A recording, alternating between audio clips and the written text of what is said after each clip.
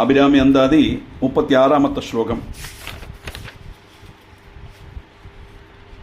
போன ஸ்லோகத்தில் பார்க்கடல் மத்தியத்தில் தீக்கட்ட போலுள்ள கண்ணுகளுள்ள பாம்பு கிடைக்கனா பன்னக சேனம் அந்த பகவானை தான் சொல்கிறாருங்க.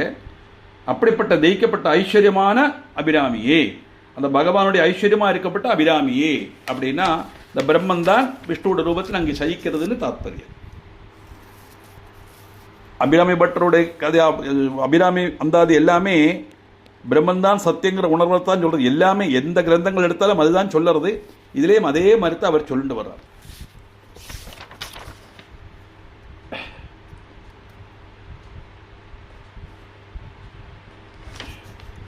விழிப்பொருளே அப்படின்னு நிறுத்தணும்.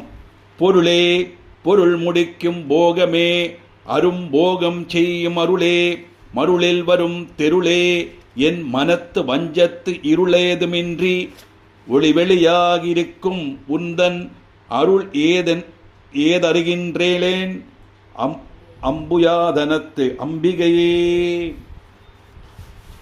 வாழ்க்கையில் ஒரு மனுஷனுக்கு என்னென்ன அவசியம் உண்டோ, ஐஸ்வர்யங்கள் உண்டோ, அந்த ஐஸ்வர்யங்களோட அம்பிட்டு ரூபமாக இருக்கப்பட்டவள் தேவி.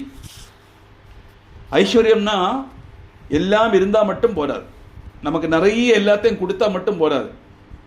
அதை அனுபவிக்கிறதுக்குள்ள ஆயசும் ஆரோக்கியமும் அவசரமும் வேணும் இல்லையா? லைஃப், ஹெல்த் அண்ட் ஆப்பர்ச்சுனிட்டி, இந்த மூணு இருந்தால் தான் அந்த ஐஸ்வர்யம்னு அதை சொல்ல முடியும். இல்லைன்னா கிடைச்ச பிரயோஜனம் இல்லையே இல்லையா? எவ்வளவு தூரம் தந்தாலும் அதை அனுபவிக்கிறதுக்குள்ள ஆயசம் வேணும், ஆரோக்கியம் வேணும், அவசரமும் வேணும். இதெல்லாம் சேர்ந்துதான் ஐஸ்வர்யம். அப்படி ஒரு மனுஷனுக்கு வேண்ட என்னென்ன ஐஸ்வர்யம் உண்டோ அந்த ஐஸ்வர்யத்தை முழுவன் கொடுக்கப்பட்ட ஐஸ்வர்ய ரூபமாக இருக்கப்பட்ட ஹே தேவி அப்படின்னு சம்போதனை பண்றார். அந்த சம்பத்தை கொண்டு லபிக்கப்பட்ட சுகானுபவமானவளே, அந்த விசேஷமான சுகபோகத்தில் ஈடுபாடு திருத்தி மயக்கப்பட்ட மாய உள்ளவளே. எப்படி இருக்கு பாருங்க. எல்லாத்தையும் தருவலாம், தந்துட்டு நம்மளை கொண்டு அனுபவிக்க வைப்பலாம். அனுபவிச்சு அந்த அதனுடைய அந்த சுகபோகங்கள் எல்லாம் பண்ணி அந்த இடபாடை தீர்த்துடுறது. அப்படின்னா மனுஷனுக்குள்ள மனசுலேருந்து அந்த ஆகிரகத்தை தீர்த்து, அந்த ஆகிரகத்தை தீர்க்கிற வரைக்கும் நம்மளை அந்த சம்சாரத்தில் போட்டு இருக்கலை துன்பப்படத்திலிட்டு தூயவனாக்கி வைத்தான்னு சொல்கிற மாதிரி சம்சாரத்தில் கஷ்டப்படுறோம் இல்லையா? எல்லா சுகபோகங்களை அனுபவித்து சுகம்னு அனுபவிச்சா துக்கமும் வரத்தான் செய்யும். எந்த ஒரு வஸ்துவும் சாஸ்வதம் அல்ல. அதனாலதான் லௌகிகமான விஷயங்கள்ல விரக்தி வரணும் அப்படின்னு சொல்லப்பட்ட காரணம். துக்கமில்லாத சுகம் ஒண்ணுதான் உண்டு. என்னது? ஈஸ்வர பஜனம், ஜீவன் முக்தி. அதை தவிர மற்ற எல்லா சுகங்களும் ஃபாலோடு பை துக்கம் வரத்தான் செய்யும். ஏன்னா அது என்னைக்கும் இருக்காது. அப்ப நம்ம விட்டு போகும்போது நமக்கு அது கிடைக்காம ஆகும்போது துக்கம் வரத்தானே செய்யும். அதனால சுக துக்கம் அப்படிங்கிறது ஒரு நாணயத்தினுடைய ரெண்டு வசம் மாதிரி துவந்தங்கள் அப்படின்னு சொல்லுவாங்க. ஒரு ஏற்றம் உண்டானா ஒரு இறக்கம் உண்டு, ஒரு லாபம் உண்டானா ஒரு நஷ்டம் உண்டு இல்லையா? உயரம் உண்டானா தாழ்வு உண்டு. அதே மாதிரி எல்லாத்திலையும் இட்டு அந்த இடபாடை திருத்து நம்மளை அனுபவிச்சு திருத்தி நம்மளை மயக்கி அப்படிப்பட்ட மாயஸ்வரூபமா இருக்கிற ஹே தேவி. அப்படி மாயஸ்வரூபமா இருக்கிற தேவி என்ன பண்றாளாம்? மாய நீங்கினா மருளின் வரும் தெருளையன் மனத்து வஞ்சத்து இருளேதுவென்றி. அந்த மாய நீங்கினா உண்டாகப்பட்ட தெளிவுமானவள். மாயினா என்னது? சத்தியமான வஸ்துவான பிரம்மத்தை மறைச்சி மித்தியான லோகத்தை சத்தியம் நம்மளை நம்ப வைக்கிறதே அதுதான் மாய். நாம் இன்னைக்கு அனுபவிச்சுட்டு இருக்கிற எல்லா வஸ்துக்களும் என்னைக்கு நம்ம கூட இப்படியே இருக்கும், நம்ம என்னைக்கு இப்படியே இருப்போம் அப்படிதான் நம்ம நினைச்சுக்கிறோம் இல்லையா?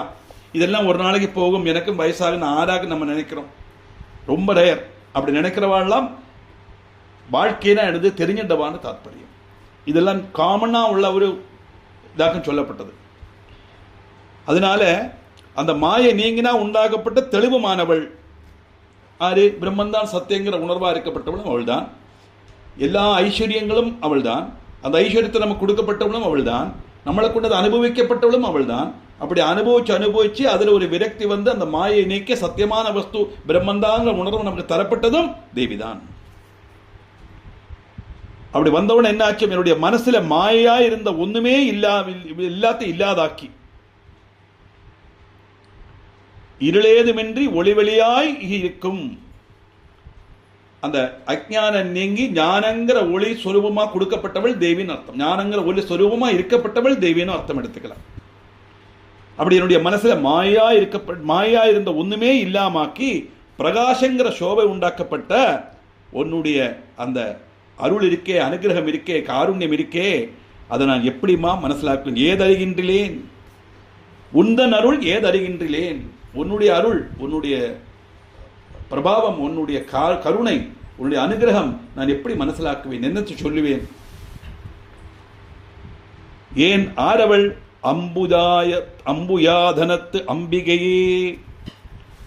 அம்புஜம், அம்புஜம்னா தாமரை, தாமரை ஆசனமாக்கி கொண்டு அமர்ந்துள்ள அம்பி அபிராமியே, அபிராமியே, தாமரை ஆசனமாக்கிக் கொண்டுள்ள தேவின்னு அர்த்தம். ஏன் தாமரை அப்படின்னு சொன்னா, பகவானுடைய கண், காது, மூக்கு, நாக்கு எல்லாத்தையுமே தாமரையோட கரகமலம், கர்ணகமலம், முககமலம், எல்லாமே பாதகமலம், எல்லாம் கமலம் கமலம் கமலம்னு சேர்த்து தான் சொல்லுவார். என்ன வாக்கும் இந்த கமலம்? தாமரைக்கும் பகவானுக்கும் என்ன வாக்கும் அப்படின்னு கேட்டால், இந்த தாமரைங்கிறது செடியில் தான் வளரும், நல்ல வெள்ளத்தில் வளராது. அந்த செடியில் வளரப்பட்ட தாமரை, தாமரையாகட்டும், தாமரை தண்டாகட்டும், தாமரை இலையாகட்டும், தாமரை பூவாகட்டும், அந்த செடி அது மேலே படாது. அதனால தாமரை பூவை கொண்டு வந்து வெள்ளத்தில் முக்கிய குடைஞ்சா அது போயிடும், அதில் வெள்ளம் ஒட்டாது. ஒட்டல் இல்லாமல் இருக்கக்கூடியது தான் அந்த ஈஸ்வர தாத்பரியம். அதனால தேவிக்கு வந்து இவன் வேண்டப்பட்டவன், இவன் வேண்டாத்தவன், இவன் பணக்காரன், இவன் பாவம், படித்தவன் படிக்காதவன் வித்தியாசம் எல்லாம் ஈஸ்வரனுக்கு கிடையாது. ஒட்டு அட்டாச்மெண்ட் இல்லைன்னு அர்த்தம். நம்மளாம் அட்டாச்சு டு இது லவ்லி வேர்ல்ட்லி அஃபேர் இல்லையா? ஆனால் இதில் எல்லாம் டிட்டாச் ஆனால் தான் ஈஸ்வர சுரூபமாக நமக்கு மனசிலாக்க முடியும். அதனால் ஈஸ்வரனுக்கு அட்டாச்மெண்ட் கிடையாது அப்படிங்கிறத தான் அதில் காட்டுறார். கருணைங்கிறது அவ குணம், அட்டாச்மெண்ட்னால கொடுக்கப்பட்டதல்ல. அந்த குணம், அந்த கருணை, பக்திக்கு நமக்கு காட்டப்பட்ட பக்திக்கு நமக்கு கொடுக்கப்பட்ட அனுகிரகமாக்கும். அது அட்டாச்மெண்ட் உண்டான ஆரெல்லாம் தொடராலும் அவளை மட்டும்தானே ஸ்நேகிக்கணும். அப்படி இல்லையே. ஒரு திருடன், ஒரு துஷ்டன், ஒரு மூர்கன் இருக்கான், அவனுக்கும் ஆகாரம் கொடுக்கத்தான் செய்யற, அவனுக்கும் ஜீவிக்க, அவனும் சுவசிக்கத்தான் செய்யற, அவனுக்குள்ளே இருக்கா மகாசக்தி குண்டலி விசதந்து தனியசைங்கிற சக்தி இருக்கத்தானே செய்யறது. அதனால ஒட்டல் இல்லாமல் இருக்கக்கூடியவள் தேவி தாத்பரியம். அப்படிப்பட்ட தாமரப்பில் அமர்ந்திருக்கப்பட்ட ஹே தேவி, உன்னுடைய அந்த அருள்ங்கிற அந்த கருணைங்கிற அந்த கழிவிருக்கே, அதை எப்படி நான் மனசிலாக்குவேன் அப்படின்னு கேட்கிறார்.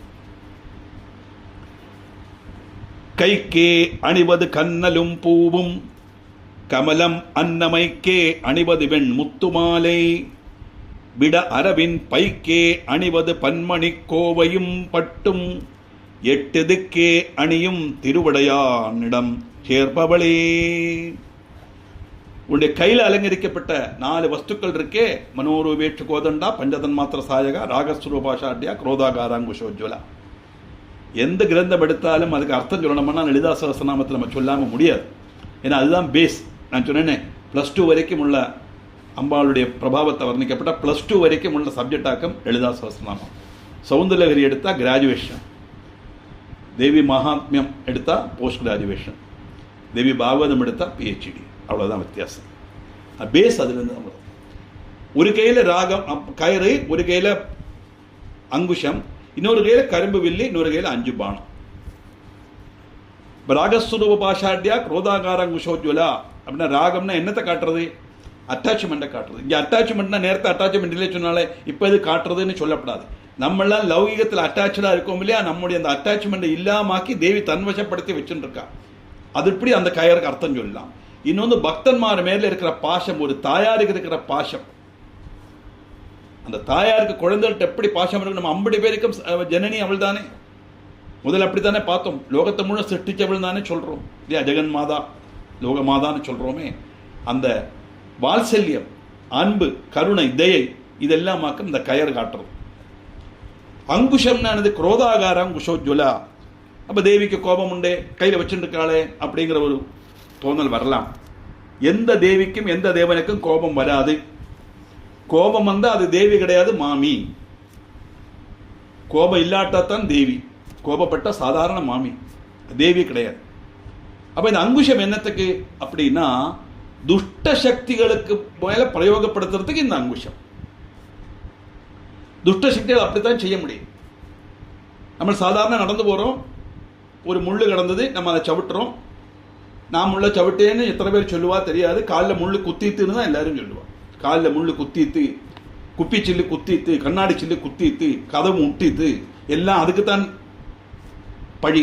நான் ரொம்ப பர்ஃபெக்ட் தான் சொல்லுவேன் நம்ம இல்லையா? அப்படி கண்ணா ஒரு முள்ளு குத்திடுத்தானா, முள்ள சவிட்டி முள்ளு உள்ள போனா அதை எப்படி வெளியில் எடுக்க முடியும்? அந்த முள்ளு நம்ம காலை வேதனைப்பிச்சு உள்ள போச்சோ, நம்ம சூர்யால குத்தித்தான் அதை எடுக்கணும். குத்தும் போது அந்த முள்ள குத்தத்தான் செய்யறோம். அதுக்கு வலிக்க நினைச்சு வெண்ணெய் தடவி கூப்பிட்டு அது வருமா? வராது. We should use a sharpened device to remove it. துஷ்ட சக்திகள் இல்லாமக்கிறதுக்கு தான் அங்குஷ பிரயோகம். அந்த அங்குஷ பிரயோகத்தினால அந்த துஷ்ட சக்திகளை நல்ல சக்திகளா மாற்றி அவளுக்கு அனுகிரகம் பண்ணக்கூடியதுதான் வதம். அது நிகிரகம் அல்ல, அனுகிரகம் தாற்பயம். அதனால பக்தர்களுக்கு கூட தரிசனம் கிடைக்காது. இந்த அபக்தனுக்கு தரிசனம் கொடுத்து அவளுக்கு அனுகிரகம் பண்றான்னு சொன்னா, அபக்தனுக்கே தரிசனம் கொடுத்து அனுகிரகம் கிடைச்சா பக்தனம் நமக்கு கிடைக்காதா அப்படிங்கிற ஒரு சிந்தை நமக்கு வரணும் தான் தாற்பயமே ஒழிய, பக்தன்மாருக்கு தரிசனம் கொடுக்க மாட்டா அபக்தன்மாருக்கு தான் தரிசனம் கொடுப்பாங்கிற அர்த்தம் கிடையாது. அவளுக்கு தான் அங்குஷம். அப்போ ராகங்கிறது அட்டாச்மெண்ட், பாஷம், நம்ம மேல காட்டப்பட்ட பாஷம். அங்குஷங்கிறது துஷ்ட சக்திகள் மேல காட்டப்பட்டது. பாதிசங்கர் சொல்றார், ஏ தேவி, நீ என் மேல எப்பொழுது இந்த பாசத்தை பிரயோகம் பண்ணி அங்குஷத்தை பிரயோகம் பண்ணிடாதே அப்படின்னு வரது சௌந்தர்ல இருக்கு. அவனோட அர்த்தம், அங்குஷத்தை பிரயோகம் பண்ற அளவுக்கு நான் எதுவும் செய்யக்கூடாதுன்னு தாத்பரியம். என் மனசுல எந்த துஷ்ட சிந்தையும் வராம இருக்கணும் தாத்பரியம். இப்ப கரும்புனா என்னது? உரைச்ச மனசு. மனோரூபேற்று கோதண்டா, உரைச்ச மனசு. என்ன உரைச்ச மனசு? பிரம்மந்தான் சத்தியங்கிற உணர்வோட, அந்த ஈஸ்வர விசாரத்தோடு இருக்கப்பட்ட என்ன வந்தாலும் நான் இதிலிருந்து விடுதலிக்க மாட்டேன், இதை தவிர ஒண்ணுமே கிடையாது, இதுதான் சத்தியம், பிரம்மன் தான் சத்தியம், இந்த லோகம் அம்பிட்டு மித்தியங்கிற உணர்வோடு இருக்கப்பட்ட உரைச்ச மனசு இருக்கே, அதுதான் கரும்பு வில்லு. அது ஏன் கரும்பு கொடுத்தா வில்லுக்கு வேற என்ன கொடுக்கப்படாதா அப்படின்னா, இந்த கரும்பு ரெண்டு காரியம், நல்ல மதுரமுள்ள காரியம்தான், ஆனா அது ரொம்ப கட்டியாக்கும், அதை உடைக்க முடியாது. அந்த முட்டில் அடிச்சு உடைக்கலாம் முடியாது, ரொம்ப கஷ்டம், அவ்வளவு இதா இருக்கும். அதே மாதிரி அந்த உரப்பு இருக்கே, இந்த காங்கிரீட் மனசுன்னு சொல்லுவா இல்லையா, அந்த மனசுக்குள்ள ஆழமா பதியணும் ஈஸ்வர விசாரம். அதுதான் கரும்பு வில். 5 பானம் என்னது அப்படின்னா, சப்த ஸ்பர்ஷ ரூப ரச கந்தங்கிற பஞ்ச தன்மாத்திரையோட பிரவர்த்திக்கப்பட்ட கண்ணு, காது, மூக்கு, நாக்கு, தொக்குங்கிற 5 இந்திரியங்கள். இன்னைக்கு அந்த இந்திரியங்கள் எல்லாம் புறமே உள்ள வஸ்துக்கள் ஆகர்ஷமாயி மனசும் அதுக்கு பின்னாடியே போயின்னு இருக்கு. அதனாலதான் பகுர்முக சுதுர்லபா, அந்தர்முக சமாராத்தியா பகுர்முக சுதுர்லபா அப்படின்னு லலிதா சஹஸ்ரநாமத்தில் சொன்னோம். அப்படி வெளியில உள்ள வஸ்துக்கள் ஆகிருஷ்டமா இருக்கப்பட்ட அந்த மனசு அதுலதான் ஆகிருஷ்டமா இருக்குமே ஒழிய அது ஈஸ்வர விசாரத்துல நமக்கு கொண்டு வரதுக்கு கஷ்டம். அப்ப என்ன செய்யணும்? இந்த மனசை ஆத்தியம், இந்த இந்திரியங்கள் எல்லாம் உள்ளுக்குள்ள அந்தர்யாமியா இருக்கிற அந்த ஈஸ்வர ஸ்வரூபத்துக்குள்ள நம்ம தியானிச்சு கொண்டு வரணும். அது ஆரம்பத்தில் முடியாது, அது இஷ்டத்துக்கு போகும், விட்டுறணும். மனசை மட்டும் விட்டுறக்கூடாது. மனசை ஈஸ்வரனே ஜெயிச்சுட்டு இருந்தாலும் அந்த இந்திரியங்கள் எல்லாம் போகும், அலைஞ்சு தெரியும், அதுகளுக்கு மனசோட சகாயம் இல்லாம பிரவர்த்திக்க முடியாது. அப்ப அந்த இந்திரியங்கள் எல்லாம் மனசு எங்க இருக்கும் அங்க வந்துதான் ஆகணும்.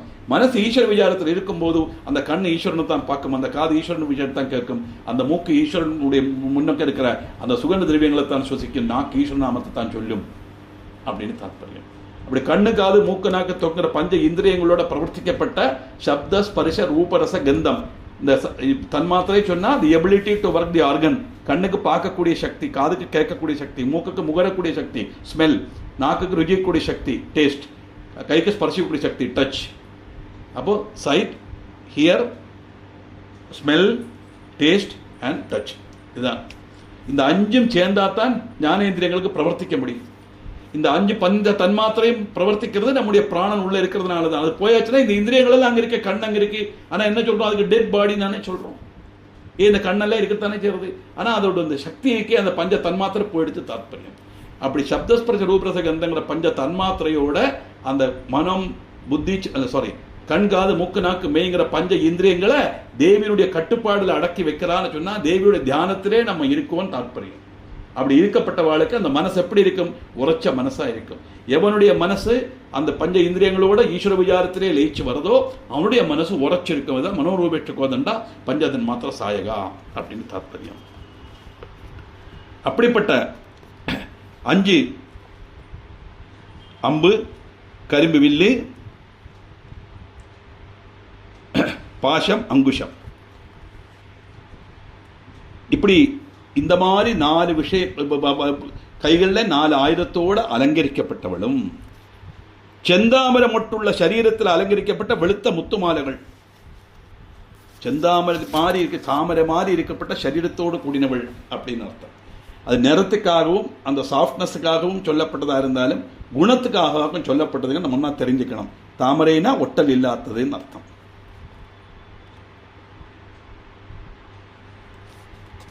அப்படிப்பட்ட வெளுத்த முத்து மாலைகள் எப்படி விஷமுள்ள பாம்பு மெடைஞ்சது போல தோணப்பட்டதுமா அவங்களுடைய மார்பிடத்தில் அந்த மாலை.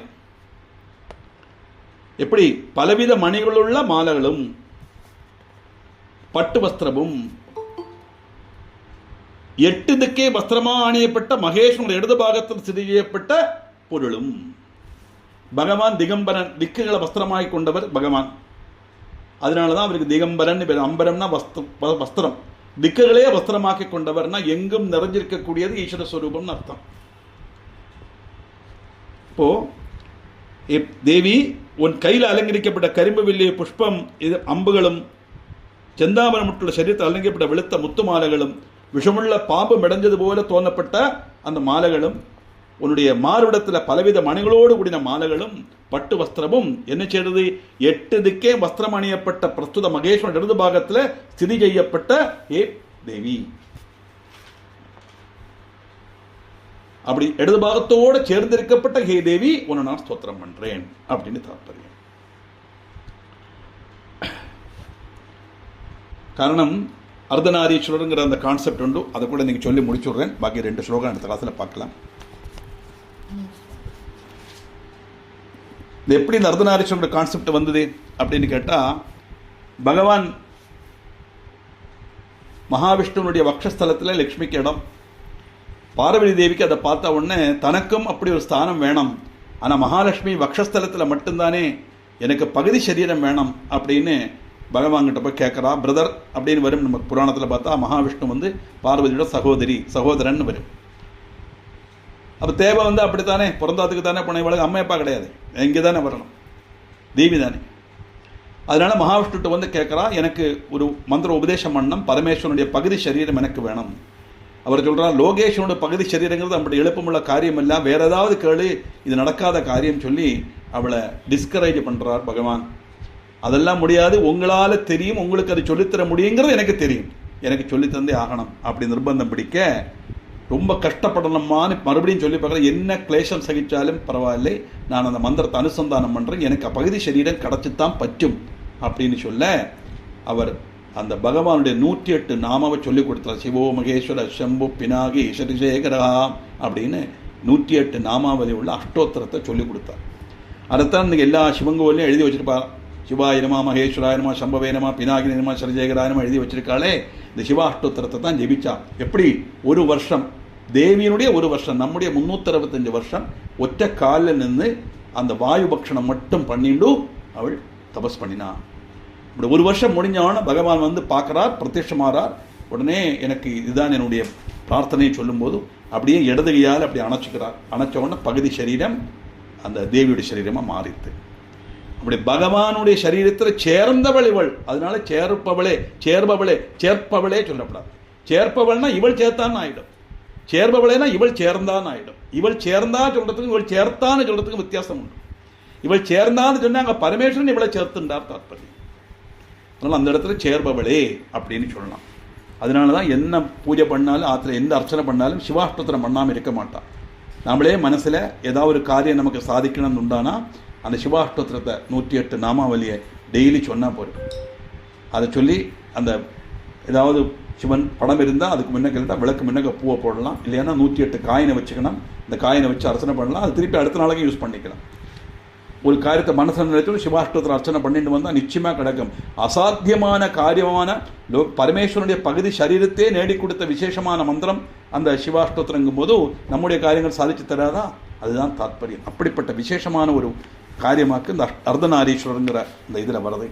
அந்த அர்த்தநாரீஸ்வரர் வரதுக்கு காரணமே இந்த சிவாஷ்டோத்திரத்தினுடைய பிராதானியத்தை காணிக்கிறதுக்கு தான் அது தாற்பயம். அப்படிப்பட்ட ரீதியில் அப்படிப்பட்ட தேவி ஒரு நாள் ஸ்தோத்திரம் பண்ணுற, மகேஸ்வரனுடைய இடது பாகத்தில் வந்து ஸ்திதி செய்யப்பட்டவளே ஒரு நாள் ஸ்தோத்திரம் பண்ணுறேன் அப்படின்னு சொல்லி ஸ்லோகத்தை முடிக்கிறார். 2 ஸ்லோகம் இருக்குது, நமக்கு அடுத்த கிளாஸில் பார்க்கலாம். அபிராமி எந்தாதி 38வது ஸ்லோகம். இப்படி 8 திக்கும் வஸ்திரமா அணிஞ்ச பரமேஸ்வரன் இடது பாகத்தில் செய்யப்பட்ட ஹே தேவி அப்படின்னு திக்கே அணியும் திருவிளையானிடம் சேர்பவளே அப்படின்னு சொல்லி நிறுத்தம். பவளக்கொடியின் பழுத்த செவ்வாயும் பனிமுறுவள் தவளத் திருநகையும் துணையாய் எங்கள் சங்கரனை துவளப் பொருது துடிடைக்கு சாக்கியும் துணை முலையாள் அவளை பணிமின் கண்டீர் அமராவதி ஆளுகைக்கே. பவிழக்கொடியவட அழகான சுண்டுகள். நவவித்ரும பிம்பஸ்ரீ ஞக்காரி ரதனச்சதாயே நமஹா. லலிதா சகஸ்ரநாமத்தில் பார்த்தோம். நம்ம சிவப்புக்கே ரொம்ப பேர் போனது பவிழம். அதை மாதிரி தொண்டிப்பழம், பிம்பி ஃப்ரூட் சொல்லுவான்.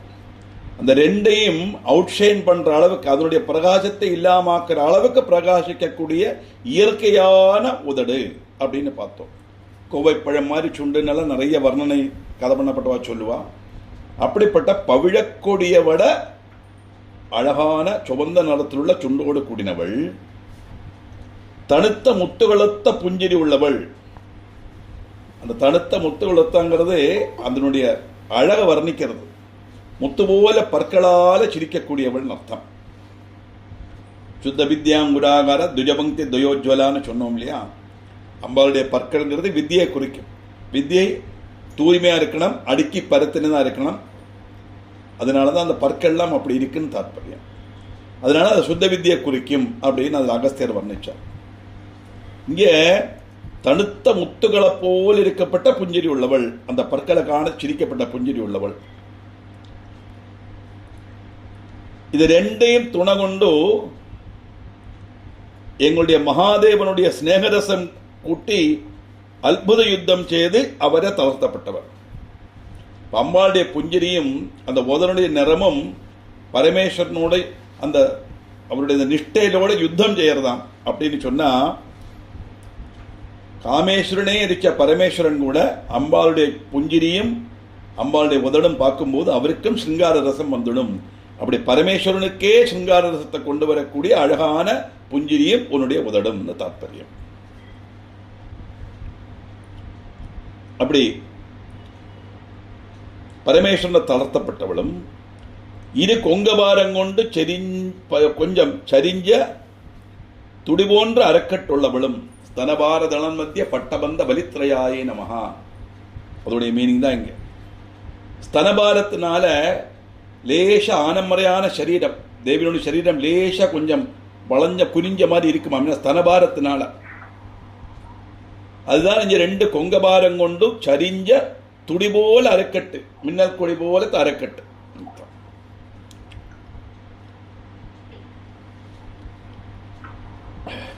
கிருஷமான அரைக்கட்டுன்னு சொல்லுவோம். அப்படியே கொடியடையாள் அப்படின்னு சொல்லுவோம் இல்லையா. அதை மாதிரி கொடினா எப்படி மெல்லிசையா அந்த கொடி படருமோ அதை மாதிரி மெல்லிசையா இதா இருக்கப்பட்டது, ரொம்ப தின்னா இருக்கக்கூடியதுன்னு அர்த்தம். அப்படிப்பட்ட அரைக்கட்டுள்ளவள் அமராவதிங்கிற தேவலோக தல ஸ்தானத்தில் இருந்து பறிக்கப்பட்டவள். அப்படிப்பட்ட உங்களை நாங்கள், நீங்கள்னா அடியன்மார், நாங்கள் அபிராமியை ஸ்துதிச்சு வந்திக்கிறோம். அவளை பணிமின் கண்டீர் அமராவதி ஆளுகைக்கே. அமராவதியில வசிக்கக்கூடிய அந்த தேவியை நாங்கள் ஸ்தோத்திரம் பண்றோம்.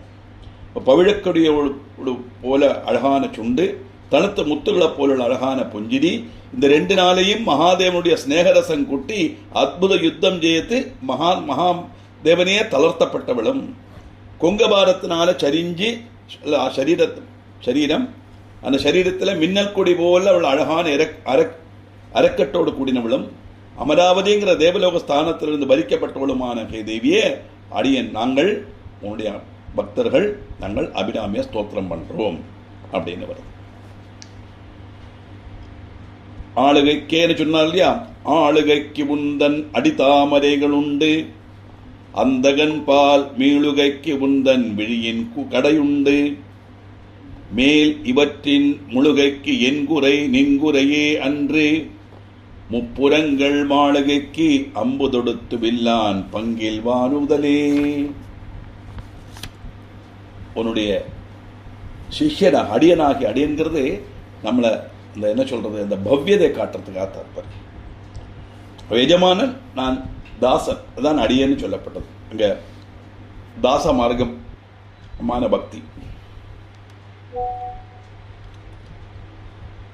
அடியனாகிய எங்களுக்கு சரணம் தேடுறதுக்கு உன்னுடைய 2 பாதங்கள் இருக்கு. எங்களை மாதிரி பக்தர்களுக்கு கஷ்டம் வரும்போது அந்த கஷ்டத்தை சொல்லி அழறதுக்கு சரணடைகிறதுக்கான 2 அழகான பாதங்கள் உன்னுடையது. இந்த அந்தகன் சொல்லப்பட்ட காலனுள்ள பிடியிலிருந்து ரட்சப்படுறதுக்கு உங்களுடைய 2 கடக்கன் கண்களும் உண்டு. இப்படி திருக்காலவருடைய அருளும் கண்களுடைய அருளும் உள்ள சமயத்தில் எப்படியாக்கும் அப்படி இருக்கிற சமயத்தில் கூட எனக்கு திக்தமான பலம் உண்டாச்சுன்னா அதுக்கு நான் தான் உத்தரவாதி.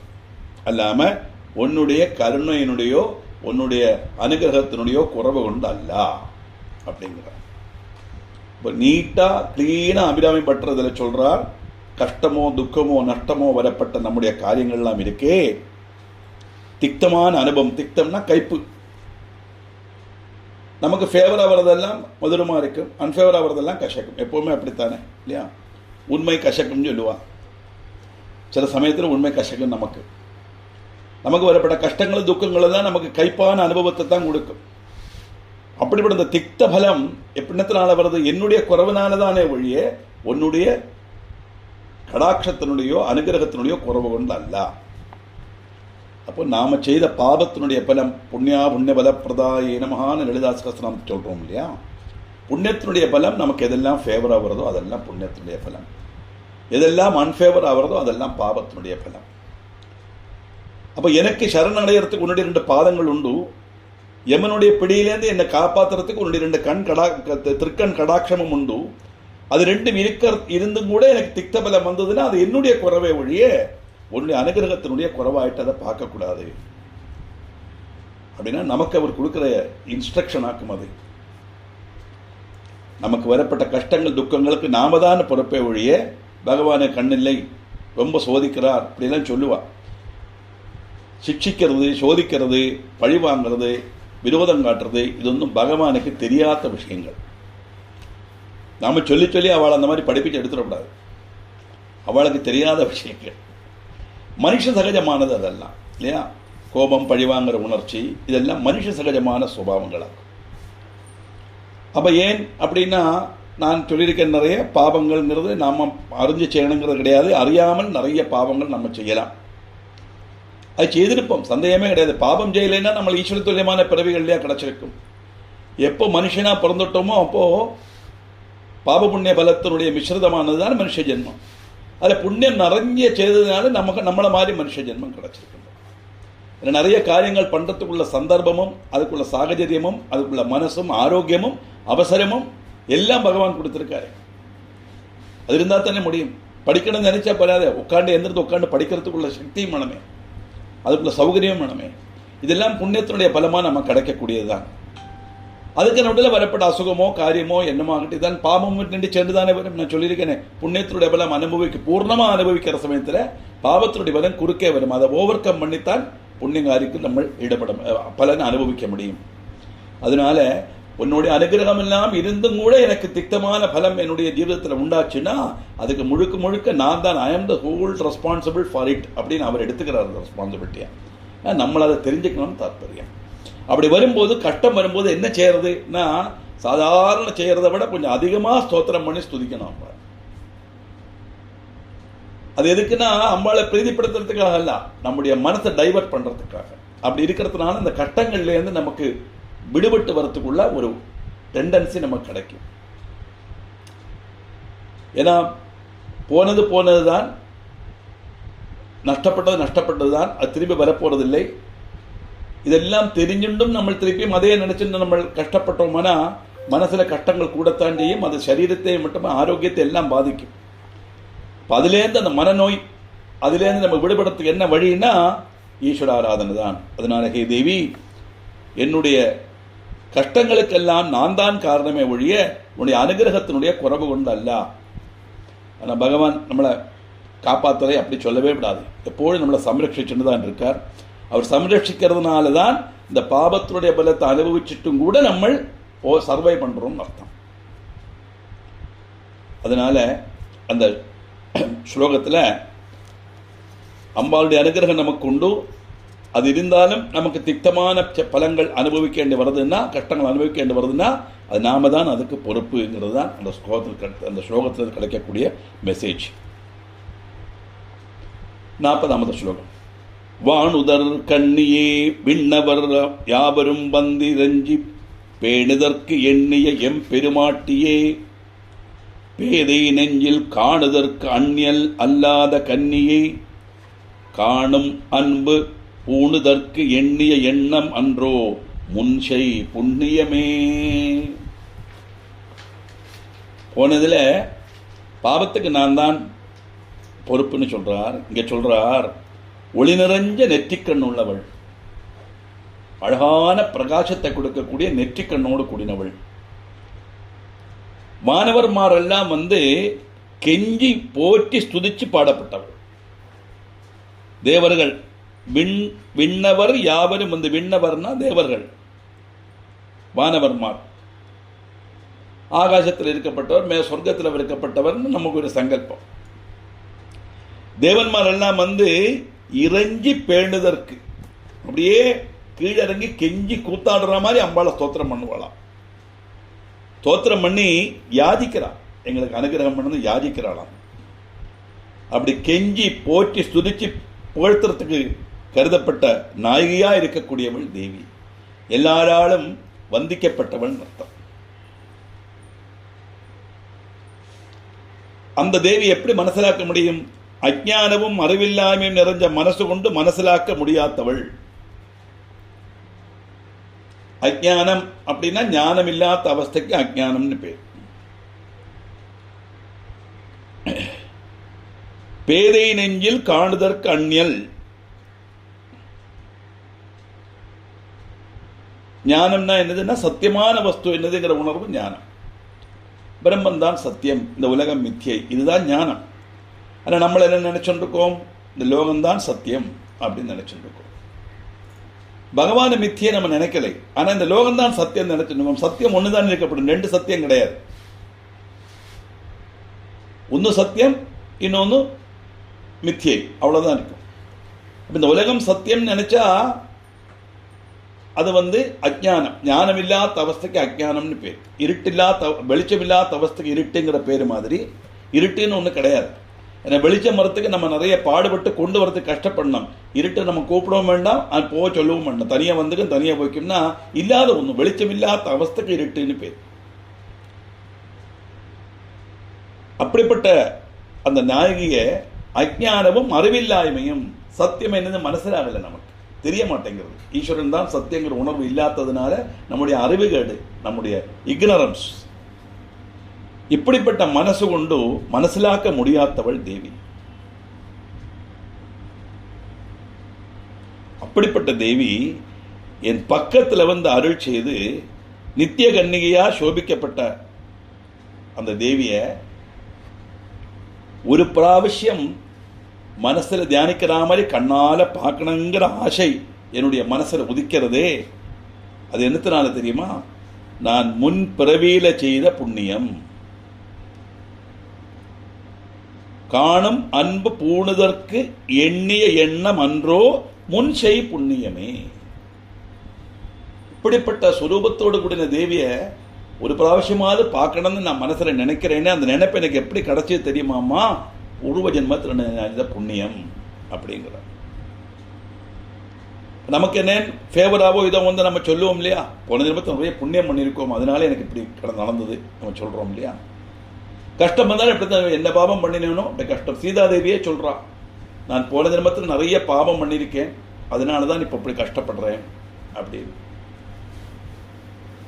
இந்த மாதிரி பிரயாசங்கள் கஷ்டங்கள் வரும்போது அது நம்முடைய பாபத்தினுடைய பலன்தாங்கிற உணர்வு வந்ததுனாலே அவனுக்கு ஞானம் சித்திக்கிறதுக்கு உள்ள கழிவு வந்தாச்சுன்னு தாற்பயம்.